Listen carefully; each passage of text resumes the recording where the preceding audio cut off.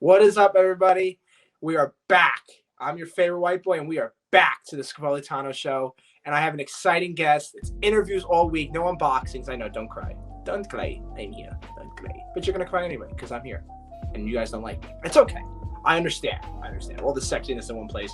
Can't do that. But, guys, we have an exciting guest here. He's just amazing. I had on Era last episode. I'm trying to have the whole cast on who made a short film called DUME that comes out May the 4th. And this is the director himself, Kiefer Jenkins. How are you doing, my friend? Good, man. How are you?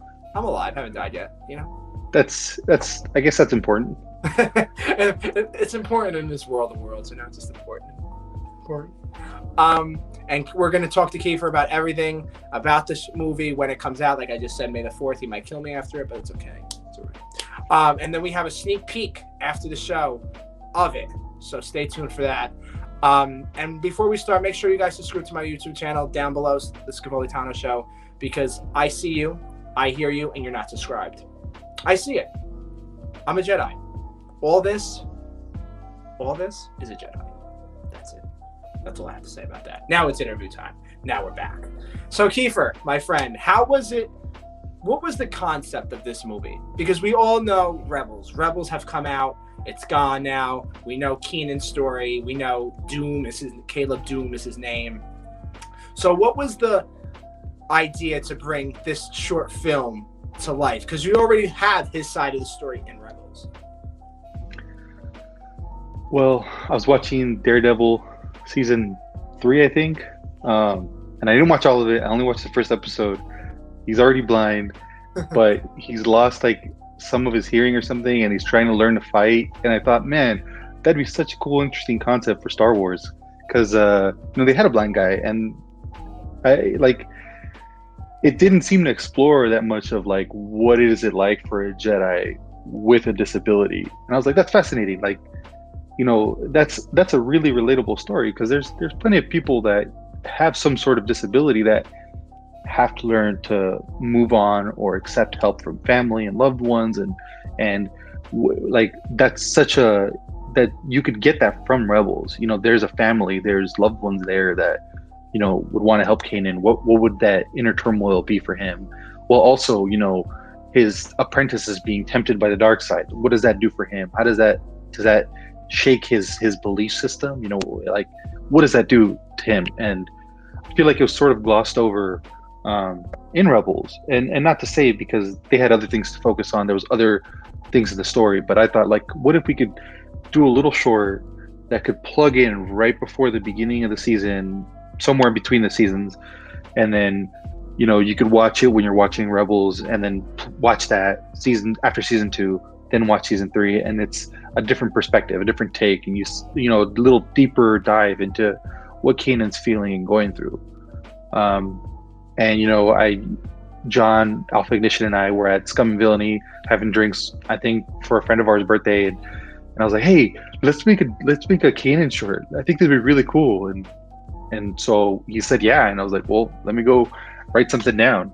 It was originally, though, meant to be like a micro short. Is this experiment that I was trying to think of, where we do a 3-minute or less short and do it in 30 days or less. Shoot it, edit, cut it, music, everything done from the day you start shooting to when you post it on YouTube, 30 days, so that we could practice our skills, time management and all that, and PFX and all that. But as we started talking about it and working on it, it evolved to something totally different, and in all the best ways. He suggested, why don't we have Maul in it? If that's the source of the torment, because he's blind, he's the one that blinded him. I'm like, well, I don't know any Mauls. And he recommended enemy props, Marcus, and Marcus he started molding. He had a mold of his head already, and he just started making the horns. And I'm like, well, I guess you're Darth Maul. Let me write something in so it makes sense. So we wanted to do it again. So it's not just fan service, but there's a takeaway. There's something, an emotional. It's an episode of Rebels, in there, that it's still emotionally heavy. There's meaning, and it's significant to watch it. That's awesome. I can't wait Yeah. for it. Yeah, I'm excited. But how was it like filming during the pandemic? Because I know that it's troubling when you have like 10 people on set, but you can't social distance. So how was it like on set? Was it difficult to film? Was it difficult to get angles? Because you couldn't, like, we know you had your mask on, but still, like, how did you do all that with the pandemic? We actually started filming before the pandemic, so we wrote it not even thinking about, oh, we won't have to worry about that. It's gonna be fine. Like, nobody, everybody will be there. We'll have rebels on the base. It'll be cool. We shot one sequence because Star Wars IRL was out here in California, and we're like, oh, let's do it. It'll be a test shoot, but if it works, we can keep it in the movie, and we can make a trailer. We can have it out, because my goal was to have it done by when we started shooting. I was thinking it was probably gonna be like 3 months to get it done. Shot it, it's fine. My son Anakin was born the month after, and then the pandemic happened, and we're like, well, we gotta wait. we don't have enough to shoot anything, and it ended up being a test because John and Marcus wanted to maximize the intensity of the Malachor duel in the film. So they went and on their own started practicing more. I made a little breakdown of the scene from Rebels when Kanan's blinded, and I broke it down to them at 75% speed, 50% speed, so that they could translate that into real world choreography. Because in Rebels it's different. It's animation. It's a lot of the movements don't make sense as far as choreography goes, because that's what they do. They're in Saber Guild, so they choreograph lightsaber duels, and they wanted to make it like a real Star Wars duel, and they did it. And when we finally got to shoot it a year later, that scene we reshot it, I think by 5 days a year later. They went hard, man. Like, we were at Griffith Park. We were the only people there. It was dark, and you could hear every time the blades, because they're plastic blades, it like echoed almost in the area how hard they were doing their hits. And so that was how we got away with that. That was at a park, and there was 4 of us, and everybody was pretty far apart. In the duel, nobody's super close to each other, so it's still safe. But rewind a year, the pandemic started. I'm writing this. I think I had a first real draft done in May, and I shared it to everybody, and then we brought on Sabine. And I'm like, oh yeah, so let's get Sabine in here, because it makes sense. Let's have more people in here. It'll be great. And then it's fleshing it out, Let me pause. Anakin woke up. Anakin.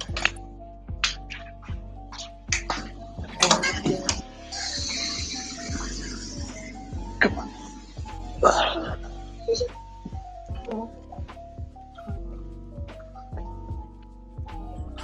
In his little pajamas. Oh my god, he's adorable. Hi, Anakin. Fix your hair. He is so cute. How old is he? He just turned a year in February. No, Anakin, that's all right, man. Hi. Oh, I thought wait, don't do that. This kid actually likes me now. He likes everybody mostly. So where was I? Pandemic. We got Sabine, and then we already had an Ezra. And then John recommended Ray. Let's get Ray on. She could be Hera. And I was like, yeah, that's great, because they have such a deep relationship that she would be there to help him. And then John recommended Jen. John was like our casting director, pretty much. He was like, oh, I know these people. Let me see if they'll join in. Jen had a chopper that she had been working on. And at the time, he wasn't done yet. But because we didn't know, like, the pandemic, how long we would go, when we would be able to shoot, it ended up going longer, and she was able to finish him. And so he was ready in the sense that he could move and rotate his head, but we would have to add the sounds in post. Oh, okay. And that was fine, because it's like, no big deal. It's fine. And we were able to do that. And it ended up being like, May came and went, and there was still no idea of when we could be able to shoot this. And then in July, LA County allowed productions to resume, and they released their COVID protocols and all that. And we waited until about October to start meeting up, and because we wanted, like, even though it opened in July, we wanted to, like, let's wait because it could get worse and they might terminate it. Let's not make plans and you know, shoot ourselves in the foot. And I'm trying to get. He's so cute. I was like trying to see it. You want my phone? Oh, he's so cute. We didn't want to shoot ourselves in the foot, pay for studio time, and then we can't use it. So we waited until October. Everything still seemed, I mean, the numbers for COVID weren't great, but productions were still allowed to continue as long as they adhere to these guidelines. And so we started meeting up outside for practices and you know, shooting tests about, so I can get the blocking done. That way I don't have to spend the time doing it on set. And in November, we met. We went to Vasquez Rocks to get exteriors. It's outdoors, so it's safe. There was nothing there that we were really shooting that was super up close. It was mostly Trials of the Darksaber stuff and the end, so it's like Chopper Base, the exterior of Chopper Base. Vasquez Rocks is, they shot Vulcan there for Star Trek, and I shot Shadow of the Mandalorian and Trials of the Mandalorian exteriors there for it. So it's like slanted rocks, so it looks like Chopper, like what a real life Chopper Base would look like. So it ended up working out really great. And then we shot in a studio one day in December, and the way I had written the film, it was intimate interactions with all these characters. So it wasn't like 10 or 15 people on set. We had less than 10 people on set. We had 9. And then, you know, we shot everybody's scene so that when one person was done, they could leave and we had less people. And, you know, following all the protocols, when we weren't shooting, actors had masks on. Sabine's shots, most of them, we ended up having more shots with her with her helmet on so she could have her mask on underneath.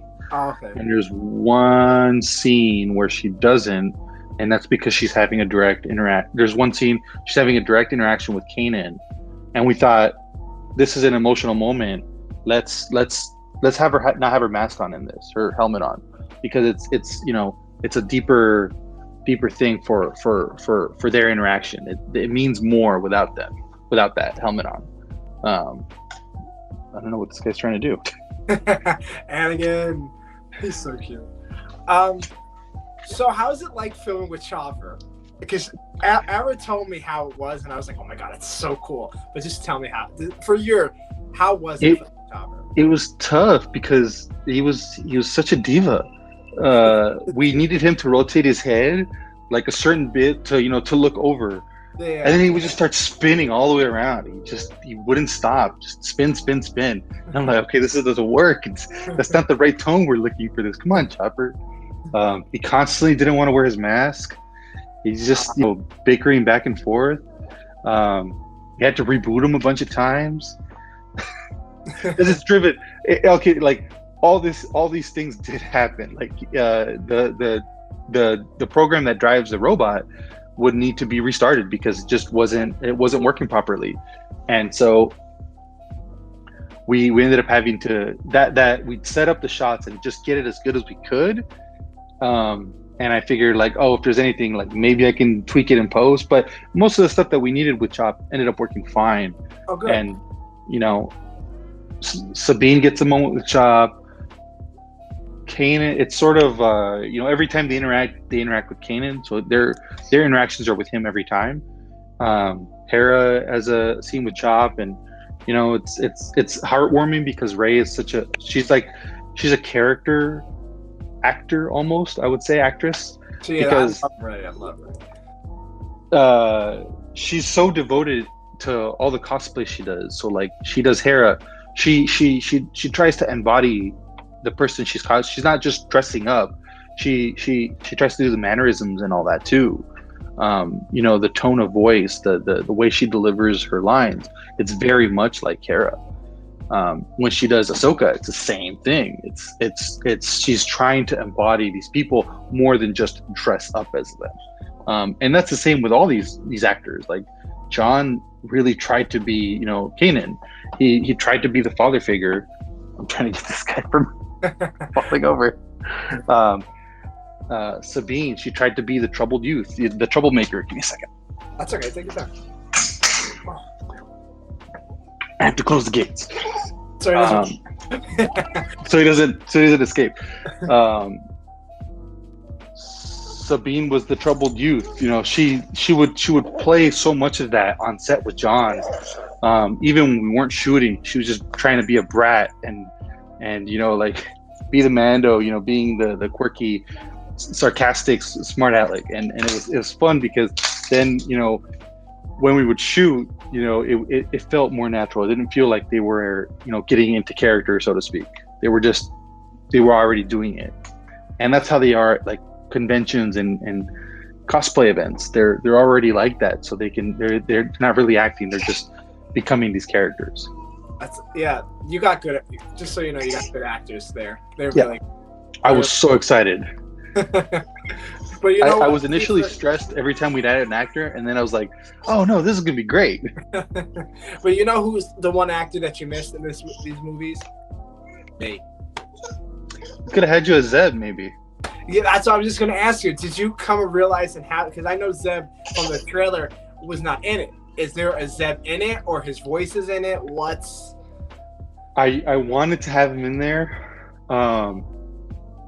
so we don't. And I wanted to, but the practicality of having a 3D model in such a small short, where it's a short, so it's a really tight narrative, and I didn't want it to just have him in there for the fan service. Okay. And I have a 3D model, and I was like rigging it to animate it. I'm like, it's just everywhere I could put him, it's weird. And even before we shot, that's when I was considering it. It didn't work. And, he's busy running the newly established, the Rebel base there. He's he's keeping track of that. When we find him in season 3, Zeb's like, I think he's higher than lieutenant. I think he's captain again. So it's like, he's clearly been taking care of business since they've had the loss of Kanan, helping them with their missions, So that's why we didn't. I was like, again, let's keep it intimate. Let's focus in on what this is really about, which is ultimately Kanan. But if this works out, I do see the potential to do shorts for each one of those characters, and maybe we could find a way to get one for Zeb, be it in live action, or do some sort of like a comic or motion animated something, and I think that'd be you'd have less limits into what we can make technically, and just focus on a story that involves him. That would be awesome. I would love that. Yeah. I'll play Zeb. I'll be a green, big, purple guy. No, you can be Callus. Yeah, like I do look like. I just have to get like. Gotta grow mutton chops. Or chop some people's hair off. Maybe I'll use your hair, put it and glue it here. And just the hair that you grow here, just shift it down, and you can do it with magnet, right? I have a Padawan cut. Yeah, you just need the braid. I just need the braid. Like that's what I need. I need to get the braid. So one more question before we head out. What was the biggest challenge you had on this? Shooting it during the pandemic. Really? Because I wanted to shoot for 5 days total, and we were only able to shoot for 3.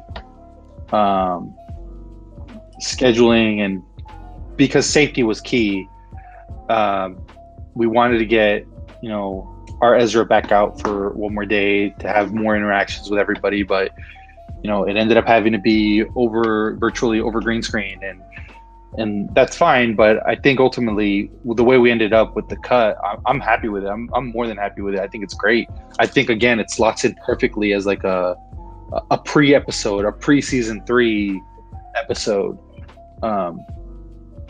And again, there's room for more with, we could use with these actors and do a Sabine short or a Zeb short, or a Hera short.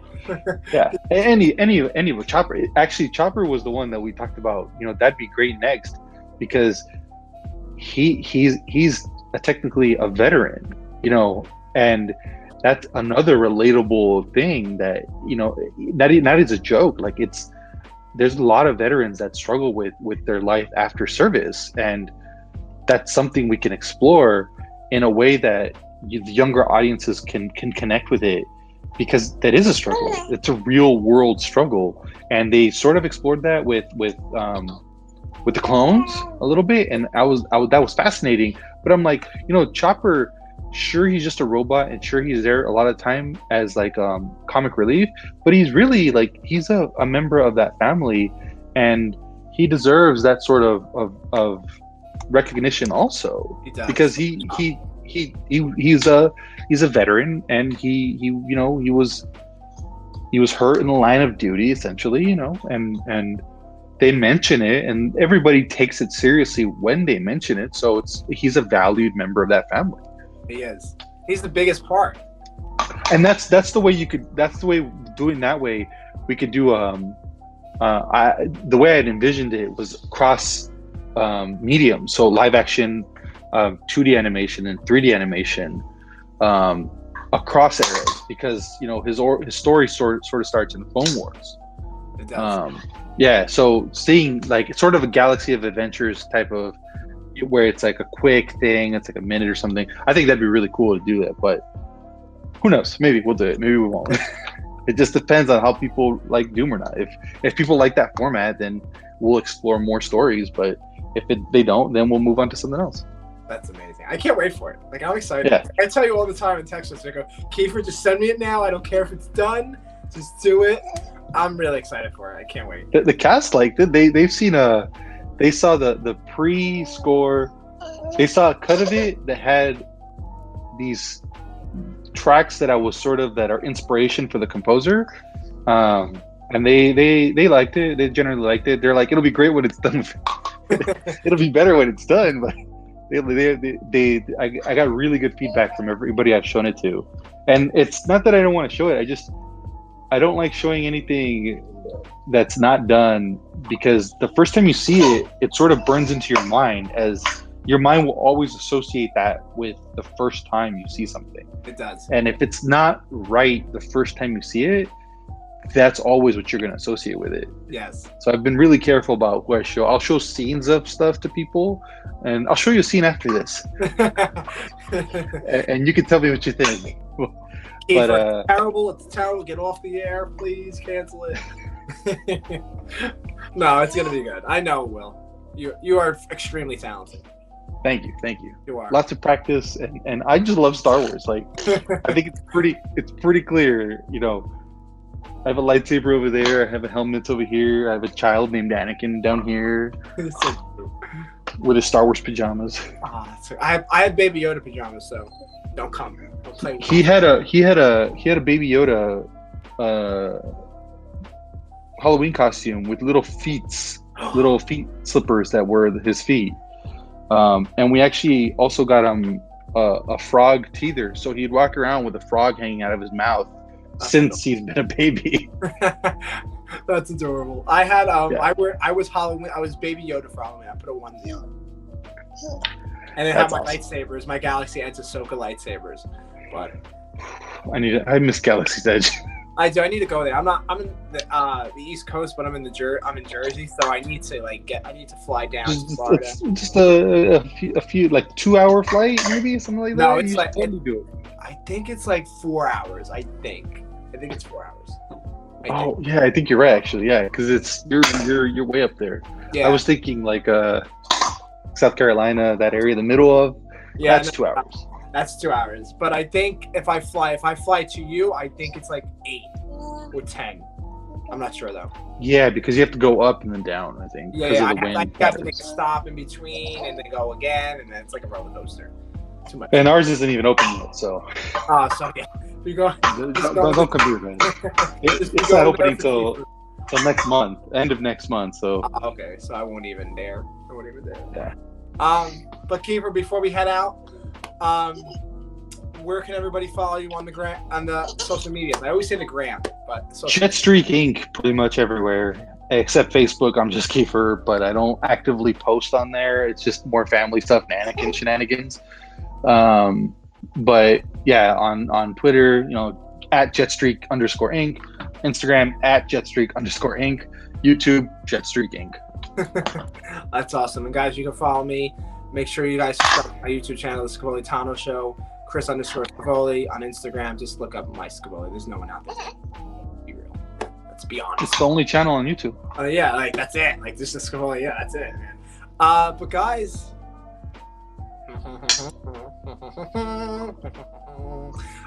We have a sneak peek of DUME. Oh, I'm sorry, guys. I didn't even see it yet. Well, like, yes, just show me it now. Let me tell you something a little bit about it. All right. So to set the stage for it. Okay. It is a VFX reel. So it shows the footage straight out of the camera, no color or anything like that. There's, I think, 4 or 5 shots that I picked for it, and it plays with music that will be in one of the duels in DUME. We don't show the duels, but the music is from one of the duels in DUME. Composed by Christy Carew. Check her out on Instagram. She's fantastic. She's also working with other fans, and she scored Shadow of the Mandalorian, as well as we'll be doing Legacy, and she's working on DUME, really hard on DUME right now. Gotta have her on the show too. Yeah, you should. She's great to talk to. She does composing outside of Star Wars, and she's really, really talented. I can't say enough about her, but it's a VFX reel, so you'll get to see some of the shots from when we started to them to 99% how they look in the film. Some of the stuff I'm still touching up, but I wanted to have something to share with on the Scavoli Tano Show exclusively to you guys. Yay! See, only here you can find that. Yeah, I said it. Only here. Only here. So, guys. Only here? Only here. But guys, it's coming right now. Be kind to one another. And may the force be with you always. Here is DUME. Here's DUME.